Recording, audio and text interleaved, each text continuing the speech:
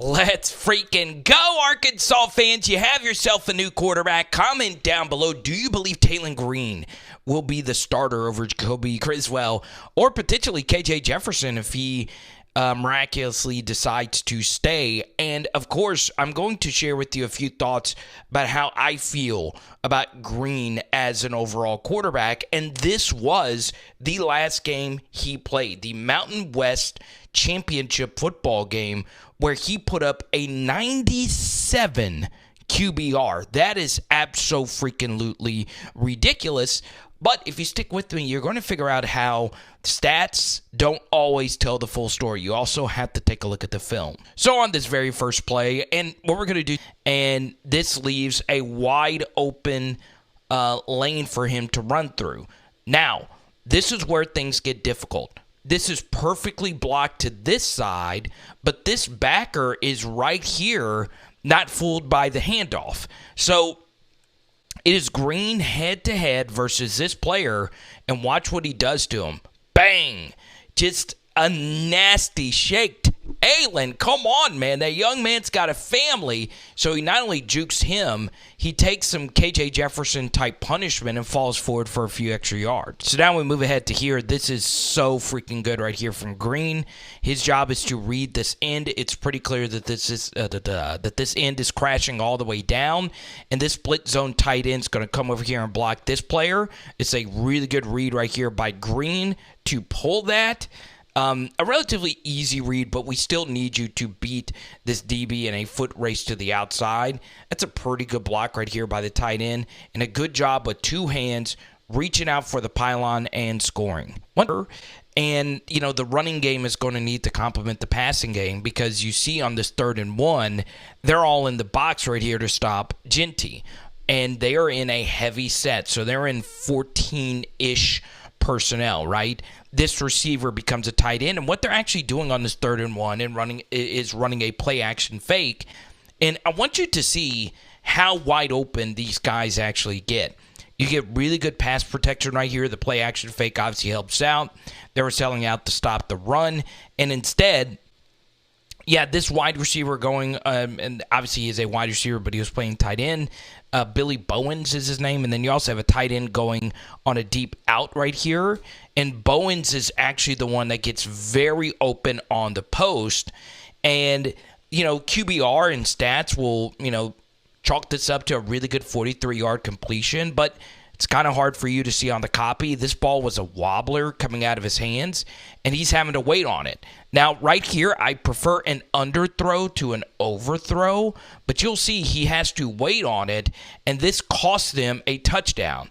Now, in a perfect world, you would like a Division I Power 5 receiver to catch this, keep his balance, and still be able to score, but the ball was severely behind him, and that could end up costing you a touchdown. All right, so we get to this 3rd and 9 right here. It gets a little cut off at the snap, but this is just really poor quarterback play, okay? This is obviously a zone coverage alignment, and this underneath backer is just reading the eyes of Green the entire way. And I want you to see right here that the footwork just gets a little choppy, right? He's fading back this way, and the pocket is good. There's no need to fade this way, and this underneath linebacker is just reading the eyes. His eyes are locked in on number 3, the tight end right here, on these double slants. So he's running a slant here, slant here. This is like the KJ interception versus Ole Miss. It's just going to be a pick 6, and now you need Green or somebody to step up and make a tackle. I do give Green a lot of credit here for showing some hustle to at least attempt to make this tackle. And at the very least, you want him to cut back in. So potentially someone could come in from right here to make this play. Nobody was able to, and you get a pick 6 right here. So Green hadn't had a incompletion in this game yet. The only incompletion was one caught by the other team. So there has not been a single ball that he's thrown that's hit the ground. Now we get to a flea flicker. This is one of the best flea flicker throws from a quarterback I think I have seen. This is abso-freaking-lutely ridiculous, and I just want you to take it in for yourself, and then we will break it down. Take a look at this. He hits him right in stride for a touchdown. This is an Arkansas coaching staff, right? Obviously, Barry Odom is the head coach, and his defensive coordinator is actually a first-year defensive coordinator, Mike Shear. All right, so now let's break down the protection, and you'll see that the left tackle gets beat really bad. One had a really good get-off. You do get a little lucky that they don't call this hands to the face penalty right there. He got a piece of the face mask, but one left the running back and eventually is able to get pressure on Green. And look at where this ball was thrown. This was basically his own 30-yard line. This is a 55-yard-ish throw that hit this receiver right in stride. Watch this. Bang. Can't really do it any better than that, folks. So you want to know why Bobby Petrino really wants Taylen Green to be a part of this team? It's because of plays such as this one. This is ridiculous. Now, it is aided by some really bad defense, just over-committing to the guy handing it off. If this is a read play, this is a ridiculous read right here by Green. It's not. This is a quarterback keeper the entire way. This is absolutely perfectly blocked and executed. Once again, really bad defense helps out here. But you still got to be the athlete to make this guy miss and then do this. This is simply sin-freaking-sational in the Sin City, baby. Yes, this game was played on UNLV's quote-unquote home field, Allegiant Stadium. You could make a case that Boise State had more fans at this game. But you see the cutback right here. He gets some good blocks downfield. But just the explosiveness to run this thing on in is absolutely incredible. So he's able to beat 10 to the pylon right here. And not only was he able to beat him, he's able to beat him with ease. Really good stuff. So one thing that is a concern for me when watching Green in this game in particular is how many throws are just open by bad defense and play design in particular. This is wide open. We need every single quarterback on the face of the earth to be able to make this throw. All right, we get to the 3rd and 4. I'm not in love with this play call with no timeouts late in the second quarter. But still, you would like to, in this situation, see this quarterback find a way to get this first down. He wasn't able to. Good job by these DTs able to hold up, but if he would have cut up through here, he's probably picking it up. Instead, he cuts back into where the UNLV defenders were, and he's not able to pick up the first down. And UNLV is able to call a timeout, and they're forced to punt. Boom! I'm looking at you. So what I'm about to say is probably going to go over your head, just like this snap by the center to the future Arkansas QB1, Taylen Green. Please, if it is in your heart's desire, please drop a super thanks. You can also hit up the Venmo Cash App at Carter the Power to help feed my dog, baby. You know you love it. So here we go. 2nd and 26. Adversity strikes. How do you react? Well, they give you what you want defensively, right? This is a smash concept, or what I would like to call a high-low read, where the high-low read is this corner. So if this corner backs off into coverage right here, you throw the stop.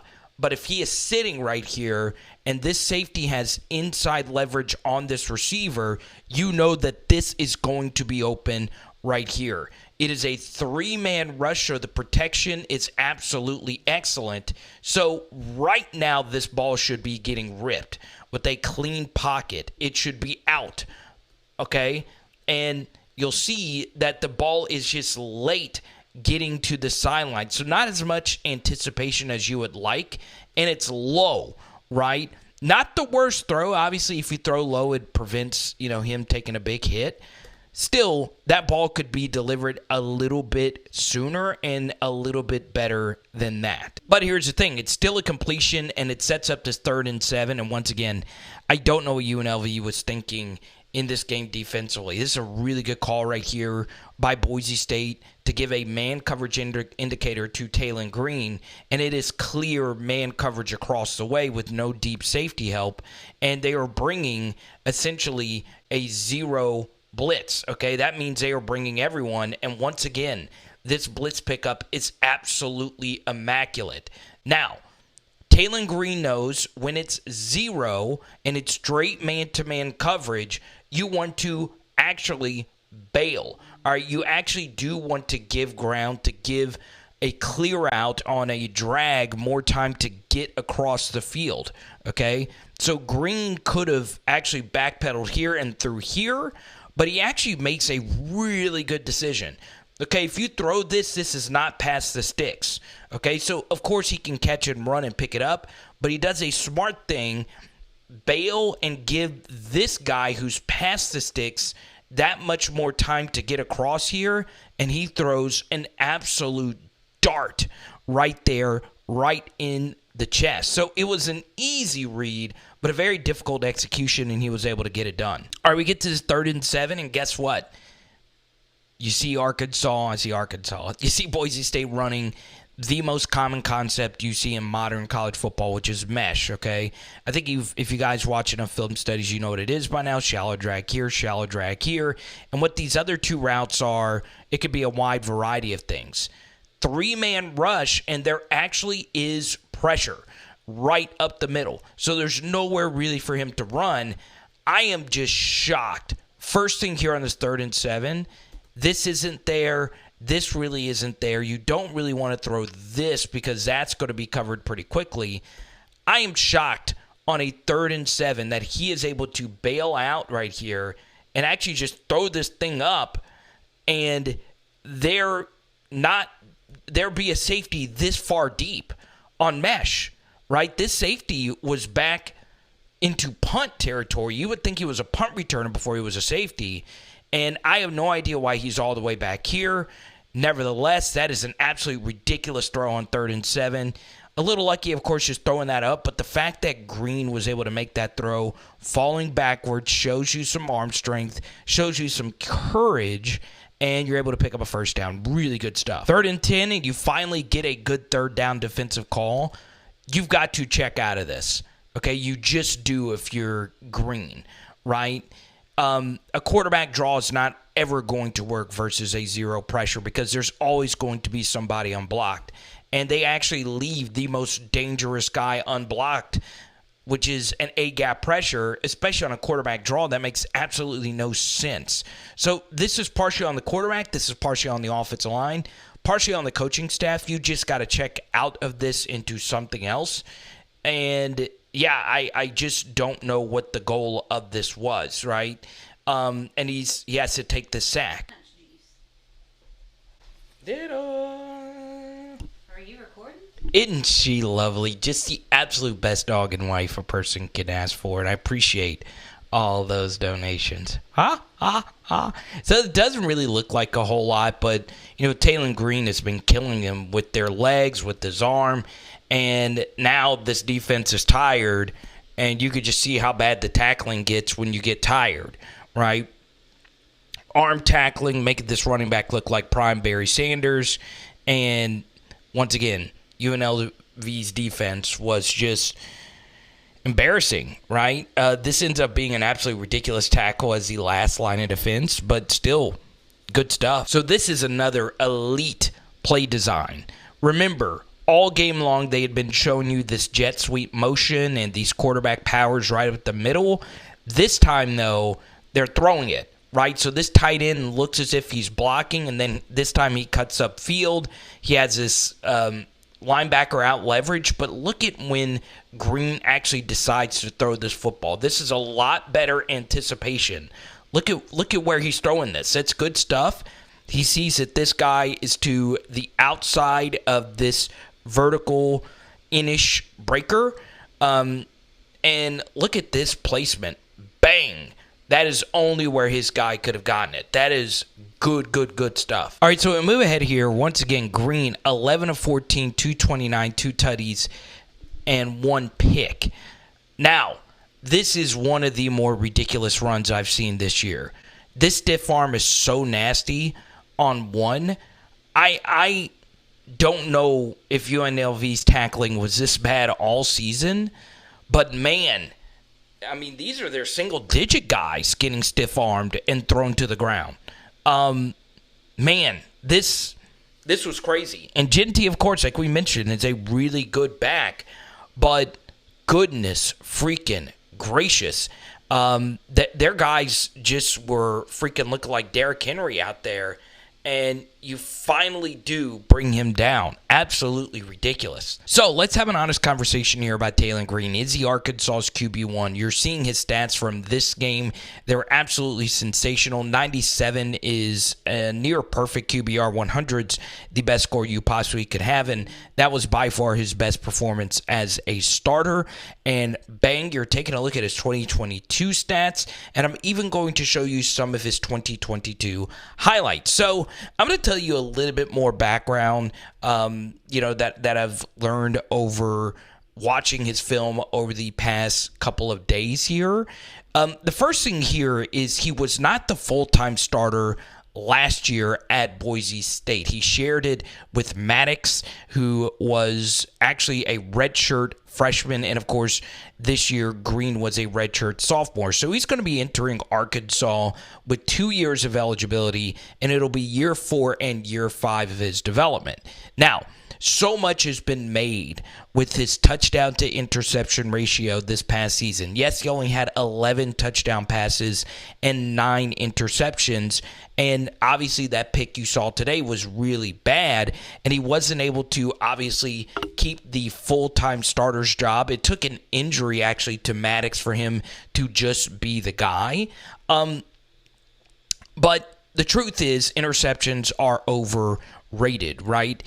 I don't mind interceptions, especially from a younger quarterback. And not to get you guys too excited, the last West Coast quarterback with amazing dual threat ability to come into the SEC with a near 1-to-1 touchdown to interception ratio was actually the guy who just hoisted the Heisman Trophy. Yes, Jayden Daniels, his last year at Arizona State, 10 touchdowns, 10 interceptions, and obviously Green, 11 touchdowns and 9 interceptions. And as a runner, he's not Jayden level good as a runner. Nobody is, but he is really, really, really good as a runner. A different type of runner. KJ, of course, was a little bit more powerful, but Green, of course, has more speed and home run hitting ability as KJ Jefferson. He also has a really good vertical passing skill set. Now, part of the reason why I showed you so many of those long runs from the Boise State running backs was to show you how bad UNLV's defense actually was. So if I were to grade Green's performance versus UNLV, I wouldn't equate it to a 97 QBR. I would probably, if you mix it in with the film, probably a B to B plus performance if you ask me. But 12 of 15, I mean, you can't really beat that. And he was just really, really sensational. And I see why Bobby Petrino really wanted him to be his quarterback, because one thing I noticed with Bobby Petrino at Texas A&M, and let me know if you guys would be interested in this. I could show you some Texas A&M clips that I really liked that I think Bobby's going to bring over to Arkansas.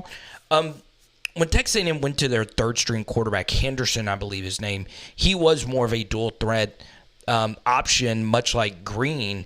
And the Texas A&M offense did have their moments with him at quarterback, and it looked okay at times. So, yes, I am partially a Taylen Green believer. But the step up in competition is going to be absolutely ridiculous. And Arkansas's offense has far more things it needs to work on outside of just getting a quarterback. As many of you know, the offensive line needs to be replenished. You need some new backs. You need some new pass catchers. It's going to take a lot, but at least you got a quarterback with starters experience with absolutely ridiculous athletic ability. So let me know if you would like more film study on Taylen Green. I'd love to do more, and it's good to be back, Arkansas fans. I want to shout out Hog John, baby. He hooked me up with some tickets for the Duke game a few weeks ago. That was so much fun. I got to hang out with all my friends that live in Fayetteville. Let me know if you guys want to do more Fayetteville meetups such as that one. It is Power Hour SEC. Boom. Now, enjoy this hurdle one last time. This is absolutely ridiculous, man. Nasty. Okay? So he's got that SEC athleticism you're looking for. And Green from Texas originally, so a little bit closer to home. Tonight, we are doing... Oh, you know it, baby. Some lemon pepper chicken wings. Let's go.